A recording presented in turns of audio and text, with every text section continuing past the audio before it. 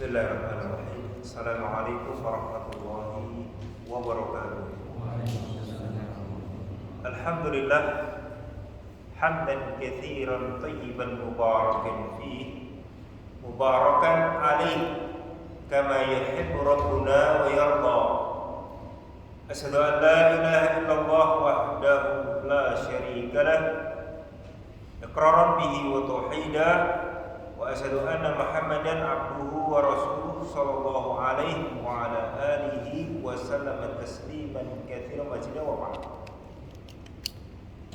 Kita bersyukur kepada Allah Subhanahu wa taala di mana pada siang hari ini atas kemudahan dan pertolongan dari Allah Subhanahu wa taala kembali kita dipertemukan di salah satu rumah dari rumah-rumah Allah Azza wa Jalla, di mana satu tempat yang Rasulullah sallallahu alaihi wasallam beritakan ahabbul makan indallahi subhanahu wa ta'ala.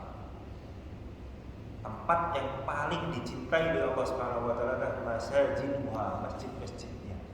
Maka ketika Allah subhanahu wa ta'ala tolong dan bantu kita untuk duduk bersimpuh bersama dalam rangka ibadah, kita memohon kepada Allah subhanahu wa ta'ala dituntun hati kita masing-masing untuk ikhlas karena semata, dan dituntun pula untuk senantiasa mengikuti bimbingan Nabi sallallahu alaihi wasallam. Amin Allahumma. Dalam kesempatan yang lalu kita telah singgung sedikit terkait dengan keutamaan bulan Ramadan. Secara ringkas perlu diingat kembali bahwasanya bulan Ramadan khususnya adalah bulan siam, sahur siam, bulan puasa. Yang keutamaan puasa beberapa hadis telah kita bacakan. Kemudian disebut dengan syahrul Quran, bulan Al-Quran, karena di situ saat diturunkan Al-Quran dan qiraatul Quran demikian besar pahala dan ganjaran di sisi Allah Subhanahu wa taala di bulan tersebut. Demikian pula dari bulan Ramadan disebut dengan syahrul maghfirah, bulan ampunan. Di sini sebagai tambahan faedah khususnya terkait dengan keutamaan dari bulan Ramadan, ada sebuah kisah yang diberitakan oleh Thalhah bin Ubaidillah radhiyallahu ta'ala anhu ardos, salah seorang sahabat, semoga Allah meridhai beliau, di mana kisahnya di zaman Rasul alaihi salatu wasallam ada dua orang dari kabilah Al-Bali, yakni kabilah tadi mendatangi Rasul sallallahu alaihi wasallam yang mereka berdua telah masuk Islam pada kurun waktu yang sama. Dua orang ini masuk Islam dalam kurun waktu yang sama. Namun salah satu dari keduanya tadi lebih bersungguh-sungguh ibadahnya dibanding yang lainnya. Masya Allah.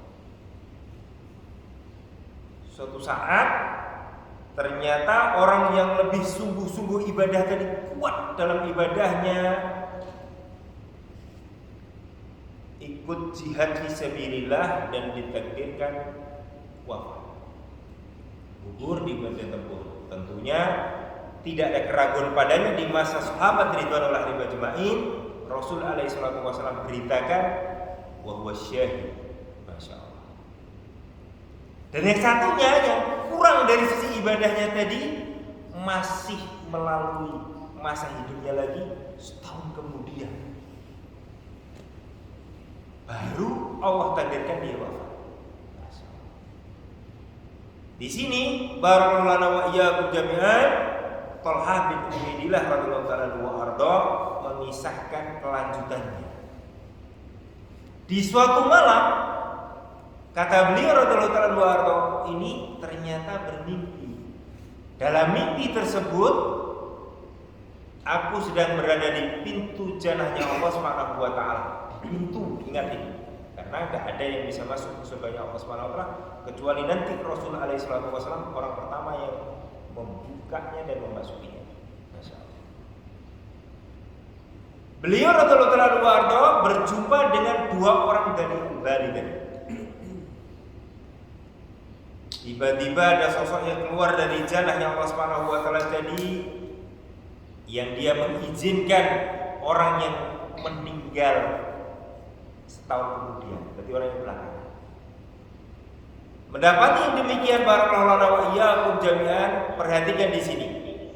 Rasulullah SAW yang akan memberitakan terkait dengan perkara gaib tadi. Karena Thalha bin Ubaidillah paginya menyampaikan kisah tersebut kepada para sahabat dan mereka pun terheran sehingga akhirnya mengadu kepada sang uswatun hasanah kepada Rasulullah SAW. Sehingga Rasul SAW terbimbing dengan wahyu ilahi menyatakan, apa yang membuat kalian heran? Mereka mengatakan, dahulu orang yang lebih awal wafatnya tadi ibadahnya Masya Allah, ikut jihad fi sabilillah, ditakdirkan gugur di medan tempur tersebut, Masya Allah. Kemudian kenapa orang yang kedua tadi ibadahnya masih kurang? Hidup lebih lama setahun kemudian, ternyata orang yang kedua ini lebih dulu diizinkan untuk memasuki jalannya Allah Subhanahu wa taala. Ini yang membuat heran para sahabat. Para sahabat yang heran, bukan orang-orang kayak kita ini. Para sahabat yang kuat pemahamannya dalam perkara agama, kuat dalam perkara mengikuti Nabi alaihi salatu wasallam. Mereka telah mendapatkan jaminan keridhaan dari Allah Subhanahu wa taala dan mereka pun ridho terhadap ketetapan Allah Subhanahu wa taala. Di sini Rasul alaihi salatu wasallam memberikan bimbingan. Dengan bimbingan yang sangat ilmiah berdasarkan wahyu ilahi semata. Beliau sallallahu alaihi wasallam menyatakan, bukankah orang yang kedua tadi hidup setahun lebih lama daripada orang pertama? Iya, wahai Rasul alaihi salatu wasallam, mereka menjawab demikian. Kemudian Rasul alaihi wasallam menyatakan, bukankah orang yang kedua menjumpai bulan Ramadan lalu dia berpuasa, ia mulai yang demikian dan demikian, perkara-perkara yang adiah yang dibimbingkan oleh Rasul alaihi wasallam dengan tarawih, qiraatul Quran yang biasa, tapi amalannya di bulan Ramadan. Maka Rasul alaihi wasallam menyatakan, sungguh antara mereka berdua jaraknya lebih jauh daripada langit. Maka ketika kita berada di bulan Sya'ban, banyak kita memohon kepada Allah Subhanahu wa taala dipertemukan di bulan Ramadan. Apalagi sudah di ambang jendela gitu ya, saking dekatnya gitu ya. Tapi enggak ada jaminan di antara kita ini. Banyaklah memohon kepada Allah Subhanahu wa taala dengan keutamaan Ramadan yang Allah tetapkan untuk umat Nabi kita Muhammad alaihi salatu wasallam yang rata-rata usianya pendek. Saat diberikan waktu-waktu yang memiliki keutamaan, dilipat gandakan padanya amalan saleh. Barakallahu iyyakum. Ayyuhal muslimun wal muslimah rahimani wa rahimakumullah taala jami'an. Tambahan yang terakhir terkait dengan keutamaan bulan Ramadan, bagi siapa yang mendapatinya, ada riwayat yang disepakati dua imam ahli hadis, Al-Imam Bukhari dan juga Imam Muslim, semoga Allah merahmati keduanya, dari jalan sahabat yang sama, yakni sahabat Abu Hurairah radhiyallahu anhu wa arda. Di sini dinyatakan bahwasanya Rasul sallallahu alaihi wasallam beliau telah bersabda, "Man anfaqa zawjaini fi sabilillah nudi min abwabil jannah." Ya Abdullah, hada khairun. Siapa saja yang menginfakkan sepasang, baik sepasang itu jenis kendaraan ataupun apapun maknanya, di jalan Allah Subhanahu wa taala, nanti dipanggil di yaumul qiyamah dari pintu-pintu surganya Allah Subhanahu wa taala dengan panggilan, wahai hamba Allah, ini adalah kebaikan, sifatnya umum. Masyaallah. Faman kana min ahli shalah, siapa yang termasuk dari kalangan ahli shalah, du'iya min babis shalah, dia juga akan diseru dari pintu yang lain namanya babus shalah, pintu as-shalah. Wa man kana min ahli jihad, dan siapa saja yang termasuk ahli jihad, du'iya min babil jihad, dia nanti akan dipanggil di pintu jihad. Wa man kana min ahli siyam, ini khusus siapa saja yang termasuk ahlu puasa, ahlu siam, du'iya min babir rayyan, nanti dipanggil dengan di pintu ar-rayyan. Sehingga di jalannya Allah Subhanahu wa taala akan ada satu pintu yang khusus, namanya babur rayyan, khusus untuk orang yang berpuasa. Sementara ahlu sholat pintu sholat, ahlu jihad pintu jihad, dan semisalnya. Khusus ahlu siam disediakan satu pintu yang namanya babur rayyan. Masya Allah. Di sini dalam riwayat yang lainnya, itu penggalan hadis yang kita baca, penggalan hadis,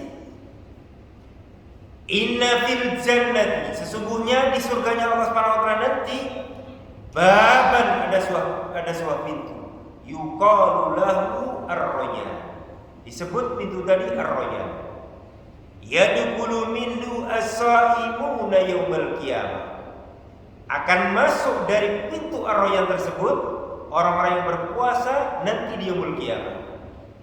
Disebutkan di sini la yadkhulu minhu ahadun ghairuhu, tidak akan masuk seorang pun dari pintu tersebut selain mereka, selain ahlu siam. Yuqalu, disuruh terus di situ, aina shaimun, mana orang-orang yang berpuasa? Fayaqumun, lalu orang-orang yang mengamalkan puasa tadi bangkit. La yadkhulu minhu ahadun ghairuhu, tidak bisa masuk selain orang-orang yang ahlu siam. Masya Allah. Fa idza dakhalu, maka tatkala orang-orang yang berpuasa tadi telah masuk, udliko, dikunci di pintu. Falam yadkhul, tidak akan bisa masuk lagi minhu, dari pintu tersebut, ahadun, seorang. Barakallahu wa iyyakum jami'an. Maka saudara semua di jalan Allah Subhanahu wa taala, perkara besar ini tentunya masing-masing kita hukum asalnya tidak tahu sampai datang beritanya dari Nabi alaihi salatu wasallam, atau kita dapati dari firman-firman Allah Subhanahu wa taala di kitab Allah. Barakallahu wa iyyakum jami'an. Maka kenikmatan yang besar ketika Allah Subhanahu wa taala berikan kemudahan kita. Yang pertama, ada hirs, ada semangat untuk mempersiapkan bekal menghadapi bulan Ramadan. Wabillahi taufiq. Masyaallah. Sehingga pembahasan yang berikutnya setelah dari fadlul Ramadan, keutamaan Ramadan yang afwan, kita singkat sesingkat-singkatnya karena kita bagi nanti di pekan ini insyaallah terkait dengan rukun dan siapa yang wajib puasa. Adapun terkait dengan pekan berikutnya insyaallah terkait dengan masalah-masalah terkait dengan puasa, sehingga minimalnya tercukupilah kalian sesingkat-singkatnya. Wabillahi taufiq. Kemudian di sini masuk pembahasan terkait dengan ruknus siyam, rukun berpuasa. Ini harus kita ketahui. Rukun puasa cuma ada dua. Dari puasa yang wajib khususnya, yakni yang pertama berniat sebelum terbit fajar shadiq. Niat sebelum terbit fajar shadiq. Terbedakan dengan puasa tatawwu, puasa sunnah, puasa nafilah. Kalau puasa sunnah, Rasul alaihissalam memberitakan perkara yang sahih dari Ummul Mukminin Aisyah radhiyallahu taala wa ardhaha, tatkala beliau memasuki, karena memang beliau memiliki sekian banyak istri, datang kepada keluarganya ini terkadang nggak tahu apa yang disediakan di rumah masing-masing keluarganya, nggak tahu. Sehingga beliau bertanya, adakah makanan hari ini? Sehingga ini juga sedikit singgungan bahwasanya memperbanyak keluarga ini bukan harus orang yang kaya. Ya, bukan orang yang kaya raya, bukan, tapi orang yang mampu dari sisi keilmuan, di sisi keadilan dan kekayaan, juga semata-mata harus cukup ini dan itu enggak. Buktinya Rasul alaihissalam bertanya kepada istrinya, adakah makanan hari ini?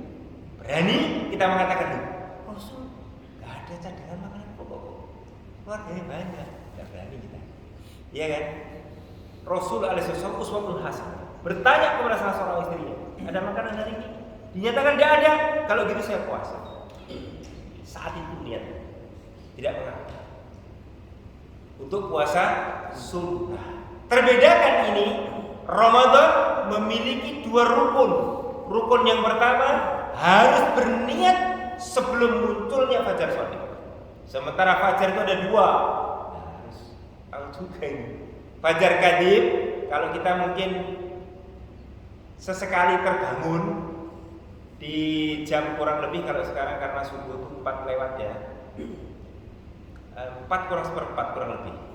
Hari-hari ini itu suasana di langit di ufuk timur itu sudah putih, tapi sebentar kemudian hilang, gelap lagi.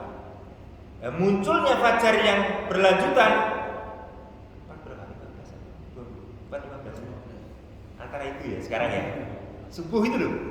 Nah sekarang ini itu fajar muncul putih semburat dan diiringi dengan semakin agak menguning. Itu namanya fajar shadiq. Nah maksudnya sebelum fajar shadiq tadi sudah berniat untuk puasa Ramadan, itu paling mepet. Barakallahu iyyakum. Ini salah satu rukun. Sehingga ketika seorang mungkin Ramadan deh, kamu puasa nggak kan? Nggak tahu sih. Mbak Daisa ngobrol lagi, gimana kamu?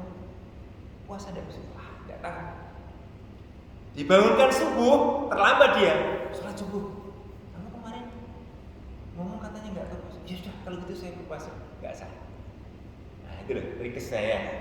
Gambarannya. Karena rukunnya ini ketika ditinggalkan menjadikan tidak sah amalan puasa. Ini yang perlu kita ketahui. Barakallahu iyyakum jami'an, masyaallah.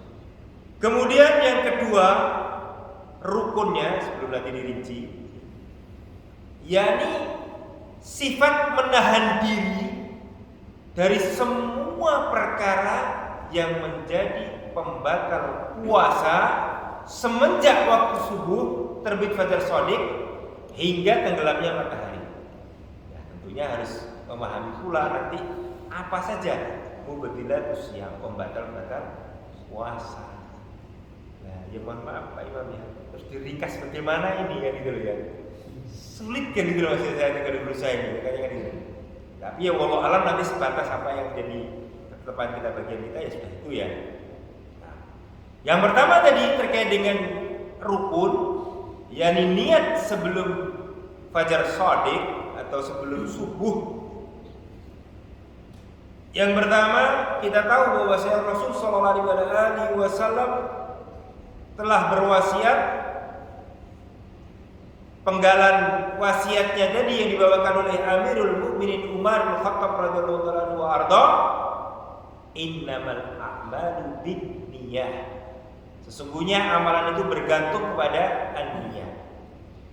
Kemudian juga hadis dari Hafsah putrinya beliau radhiyallahu anhu wa arda, yakni Hafsah salah seorang istri Nabi kita Muhammad alaihi salatu wasallam radhiyallahu anha wa ardaha, di mana Rasul sallallahu alaihi wasallam juga menyatakan man lam yajma' as-siyam qabla al-fajri fala siyamala.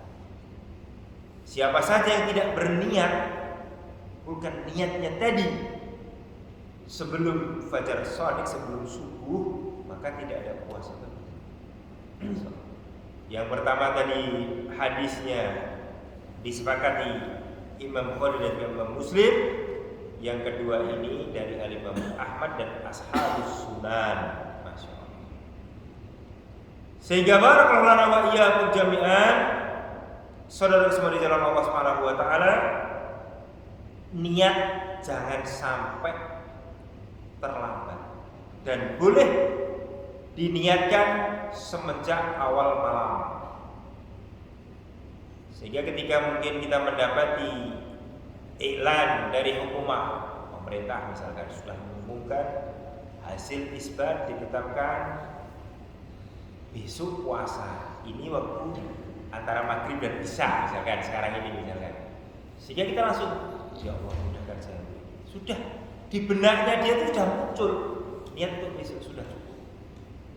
Dan yang paling kuatnya nampak orang yang menunjukkan dia niat puasa sebelum subuh itu sahur. Ada misalnya dia makan sahur. Dia makan sahur terus paginya dia ngomong, "Waduh, saya belum niat tadi untuk puasa hari ini di Ramadan ini." Maka dia gugur kewajiban puasa.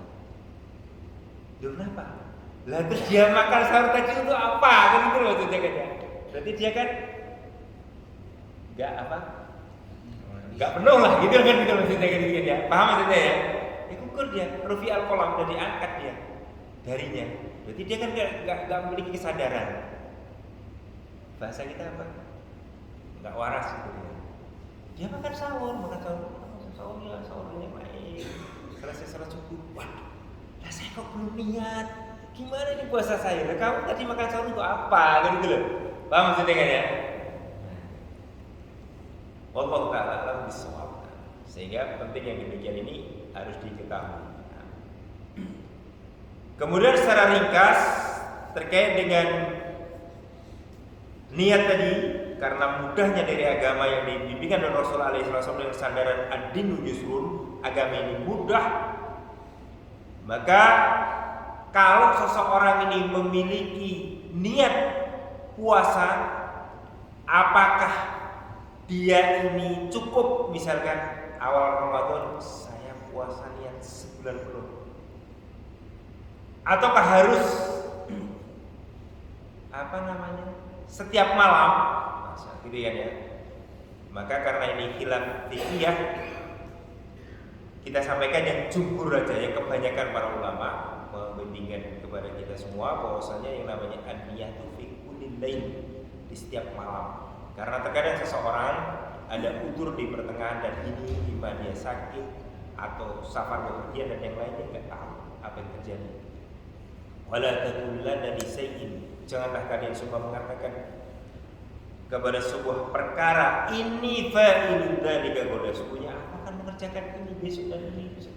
Itu semua itu rencana saja. Illa ayyasha Allah, kecuali dia mengatakan insyaallah. Karena apa? Allah Subhanahu wa taala juga telah menyatakan dalam tafsirnya, wa ma tasyauna illa ayyasha Allah rabbul alamin. Apa saja yang kalian mungkin sudah jadwal, kalian sudah program, kalian sudah rencanakan, semua sudah tertata, tapi semua itu nggak bisa terwujud. Karena apa? Kecuali atas kehendak dan kemudahan dari Allah Subhanahu wa taala.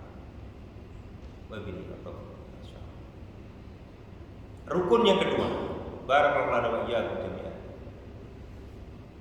Jadi berusaha menahan diri dari semua perkara yang masuk bagian dari pembatal-pembatal puasa. Semenjak waktu subuh hingga terbenam matahari.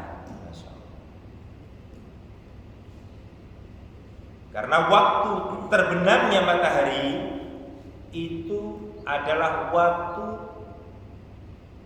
berbuka puasa yang diperintahkan dalam syariat ini justru disegerakan. Senantiasa umat ini dalam kebaikan tatkala dia menyegerakan berpuasa. Sehingga fitrah masing-masing orang yang berpuasa itu yang dia tunggu adalah waktu berbuka. Maka tatkala sudah melihat matahari tenggelam kok dia mikir, enggaklah nanti dulu. Sombong dia kan gitu ya. Fitrahnya dia tentang sendiri. Dia tuh dari pagi menahan, siang, sore itu yang dia tunggu itu waktu berbuka. Nah kok ternyata sudah, atau mungkin sudah dikumandangkan adzan, kamu enggak buka. Nanti dulu lah. Nah terus apa yang dia tunggu kan gitu. Sementara Rasulullah SAW membimbingkan yang paling baik itu bersegera. Kalau sudah waktunya, misalkan namanya muadzin terkadang jamnya masing-masing. Jam 1 itu dengan jam yang lainnya terbedakan. Selisih lah, tak 1-2 menit. Yang sana kenapa kok belum adzan? Di jam itu belum jadwalnya gitu loh. Matahari udah tenggelam. Yang namanya orang di lapangan terkadang kan yang melihat. Itu kelihatan matahari. Belum ada yang adzan. Silahkan.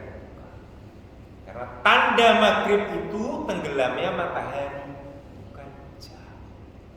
Jam hanya terbedakan, satunya mundur, satunya maju, kan itu kan ya. Mataharinya sepakat, sak dunia ya itu kan itu kan ya, satu tok, leng gitu, kelihatan yang di sekitarnya.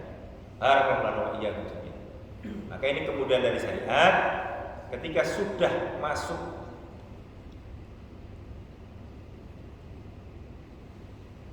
apa namanya itu tenggelam, bukan UFO ya, sana UFO, kalau sana apa?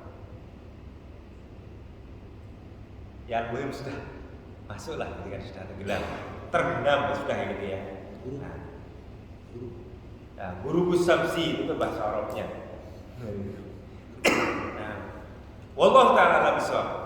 Sehingga barakallahu iyyakum jami'an, ini yang perlu dipahami, cuma 2 rukun. Kemudian siapa saja yang diwajibkan berpuasa? Ini harus dengan ilmu, dengan sebab apa? Tidak semua orang ternyata wajib berpuasa.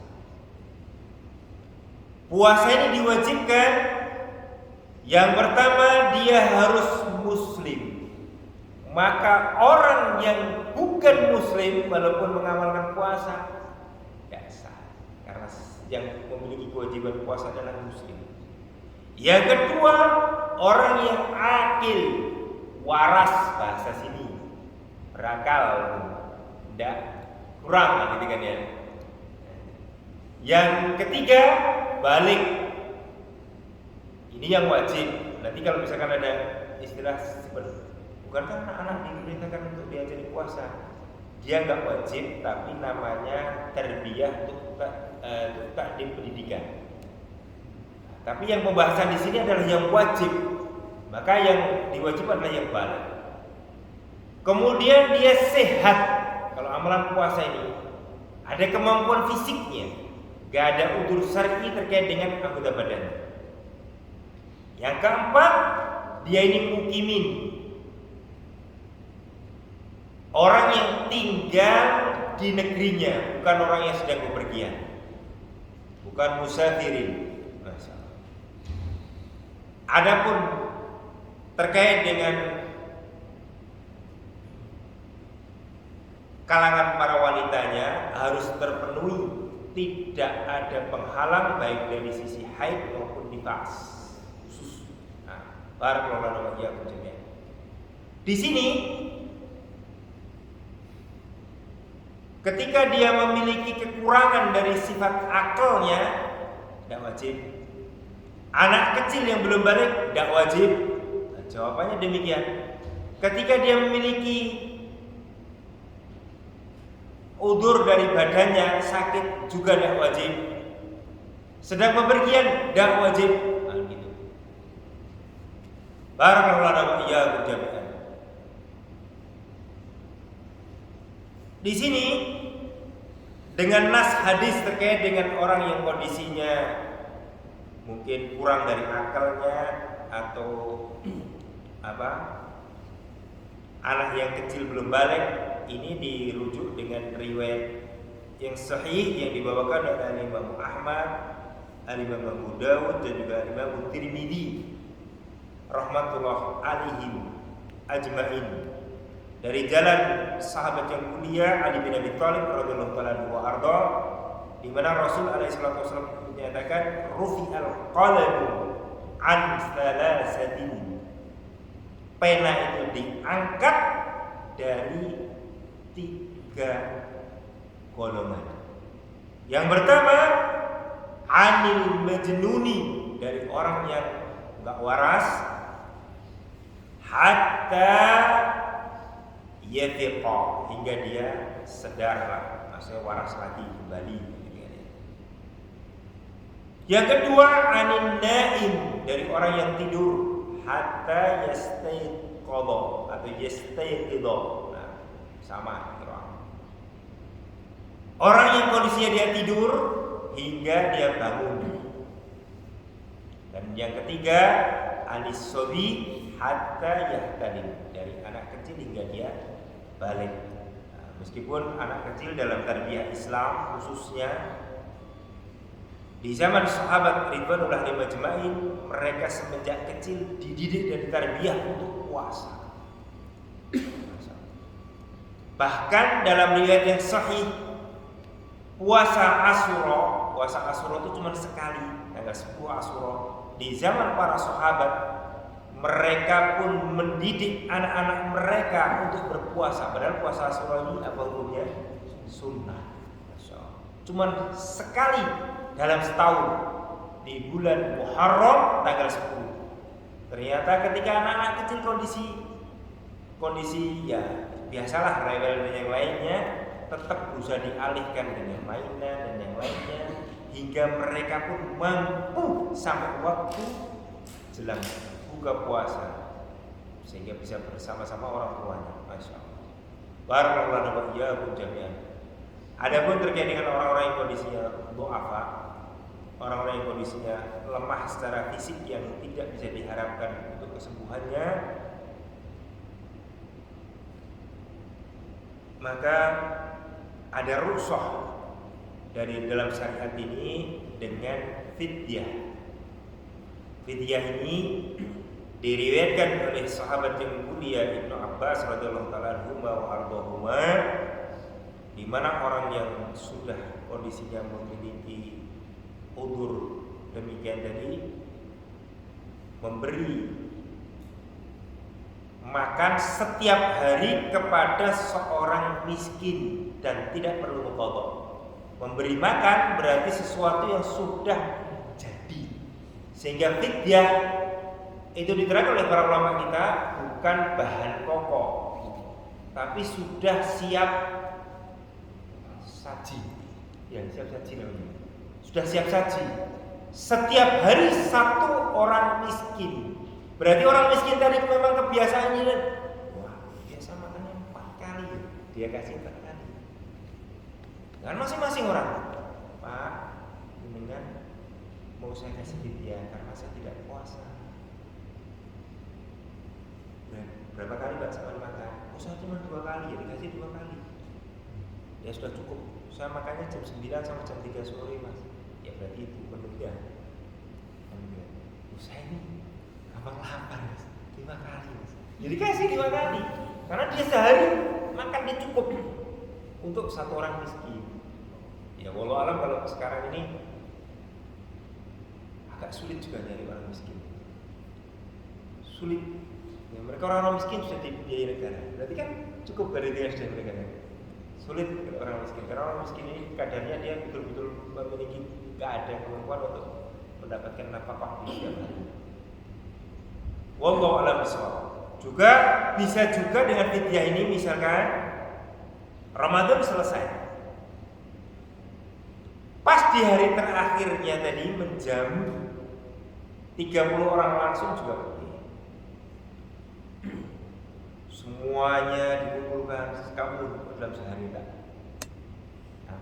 tanggung, boleh. Tapi kondisi yang demikian ini agak sulit juga lebih. Yang jelas dalam syariat memberikan keringanan terkait dengan orang-orang yang memiliki kelemahan yang demikian. Adapun orang yang kondisinya musafir, tadi boleh tidak puasa, tapi dia harus menghitung hari-hari yang dia tinggalkan. Ada sedikit dari urusan terkait dengan orang yang sakit tadi, misalkan dia sudah divonis sulit sembuhnya, ternyata sembuh. Ya Allah takdirkan lain. Gimana dia? Dia nggak perlu mengqadha yang sudah lalu, cukup yang dia lewati sisanya. Karena posisi yang demikian Allah SWT tidak membebani hamba tadi dari perkara yang di luar kemampuannya. Barakallahu iyyakum jami'an. Adapun terkait dengan orang yang wanita khususnya yang kondisinya ada udzur syar'i, tetap menghitung hari-hari untuk dia qadha puasanya tadi. Terkhusus yang mendapatkan rukhsah ini wanita yang hamil dan menyusui yang dinyatakan secara medis ada kekhawatiran pada tubuhnya dan janinnya, boleh dia dengan fidyah.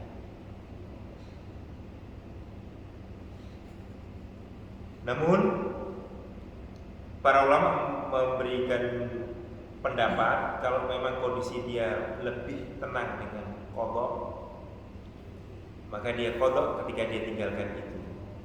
selama tidak ada keterangan yang terang bahwasanya dia memiliki uzur dari badan dan anaknya, maka dia tetap puasa, tidak mengapa, dan tidak menjadikan hal itu suatu yang ini dan itu, dan terjadi dari kalangan para ummahat ini, dari kalangan orang soleh, dari kalangan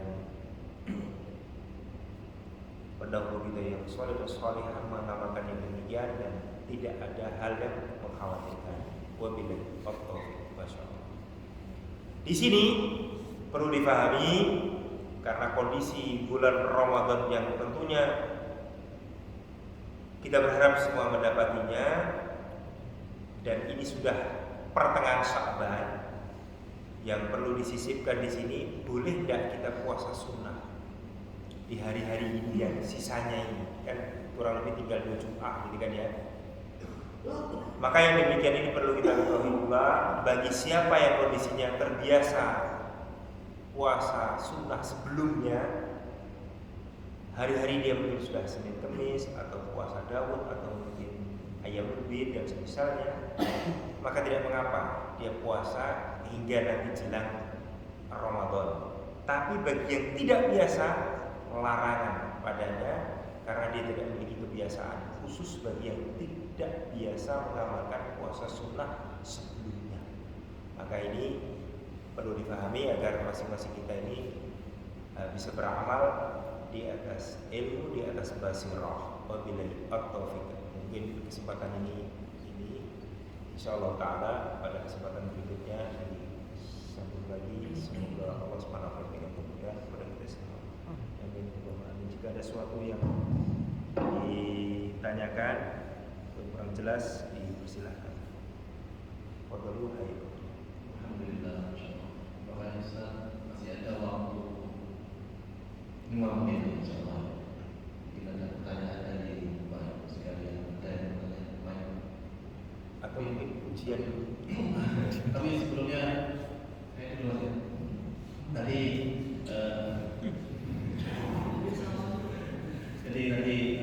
Rufi al-Qawal nanti akan pena, nanti tidak dikenakan hukuman bagi orang tiga, orang gila, anak kecil, dan orang yang tidur. Pertanyaan saya tadi mungkin juga teman-teman ada yang lain mungkin malu bilang ya, bukan karena ada yang gila.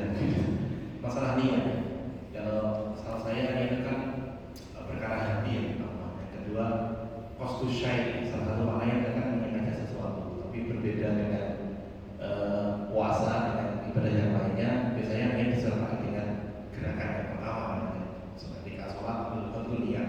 Tapi kalau puasa memang harus didahulukan niatnya sebelum, nggak boleh nunggu terbitnya matahari. Nah, bagaimana dengan kasus tadi Ustaz? Kasus contohnya orang sudah sahur, berarti ya harusnya dia udah, idealnya dia udah pasti niat puasa. Orang dia sahur sudah niat puasa, waktu syahidnya dapat. Tapi kenapa harus dicontohkan sama Ustaz? Mungkin ada tujuannya. Pagi-pagi dia, tapi saya niat apa enggak? Saya mau bertanya, niat itu kan perkara kol hati, dan talafut niat itu kan berbeda.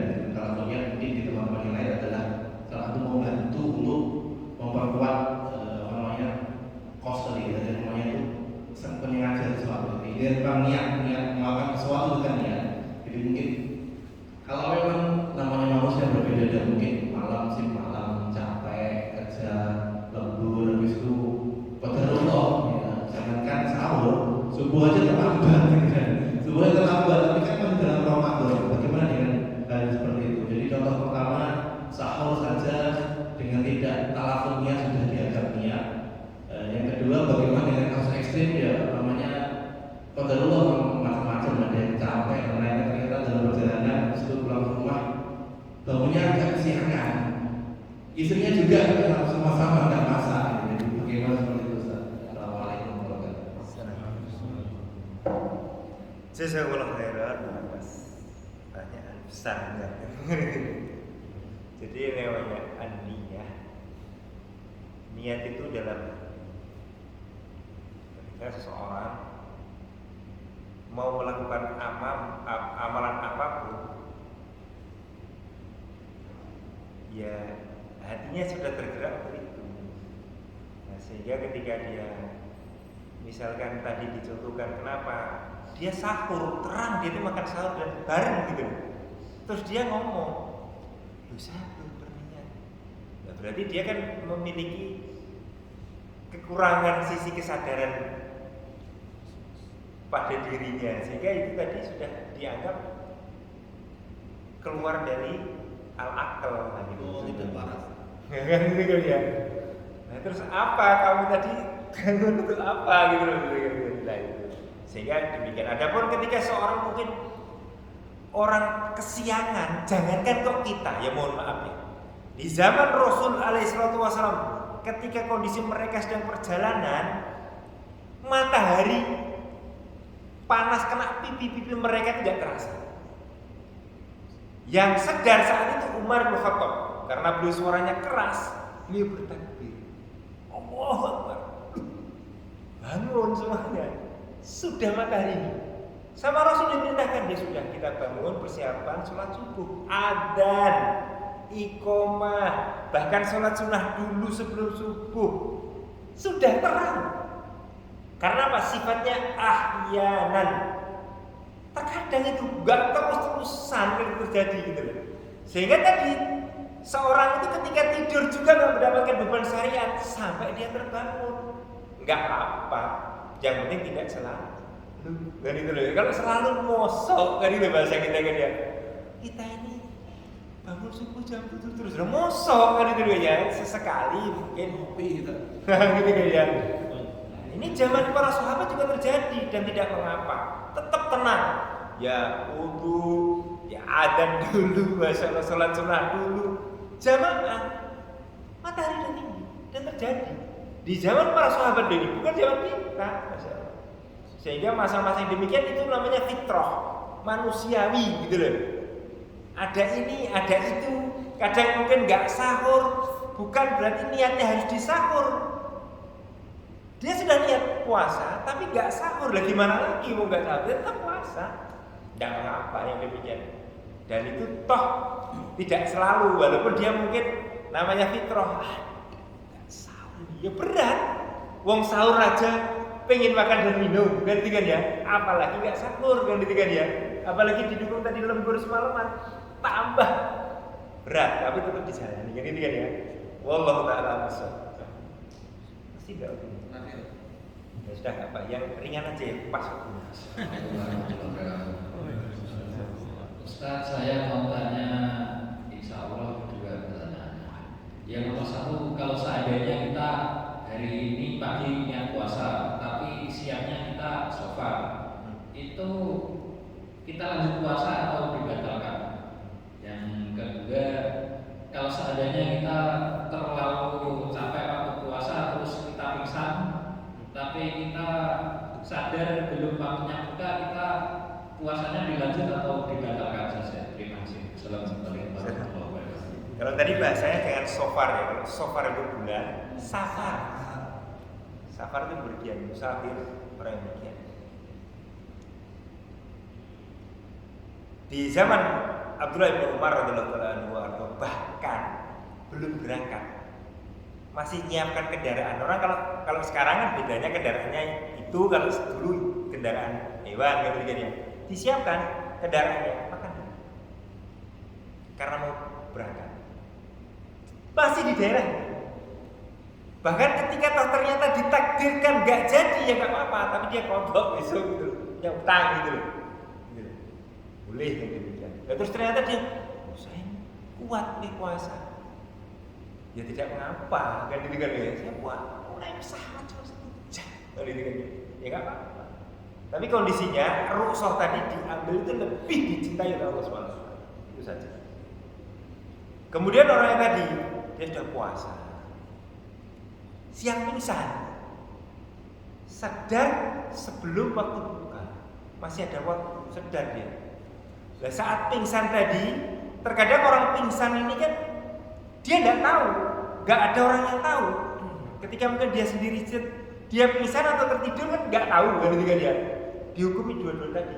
Ketika dia melanjutkan puasa tidak mengapa. Atau kalau dia mungkin pingsan dan disaksikan, kamu tadi pingsan, kita angkat ke sini, sekarang sadar kamu ayo minum. Loh, minum saya nggak apa-apa, yang mau pasti nggak apa-apa. Sah. Karena apa? Suatu jalan di tengah tadi sebagaimana orang yang kondisinya orang rehat. Kita tidur ya, antara pada subuh misalkan. Tidur sampai duhur. Duhur sholat, tidur lagi sampai asar. Sholat lagi, tidur lagi sampai maghrib. Dibahas oleh para ulama kita. Sah puasanya. Loh, sah puasanya. Dia gak apa-apa dengan dia. Paham saja ya? Wallahu ta'ala bisawab. Subhanallah wa bihamdihi, asyhadu an la ilaha illa anta, astaghfiruka wa atubu ilaik. Assalamualaikum warahmatullahi wabarakatuh.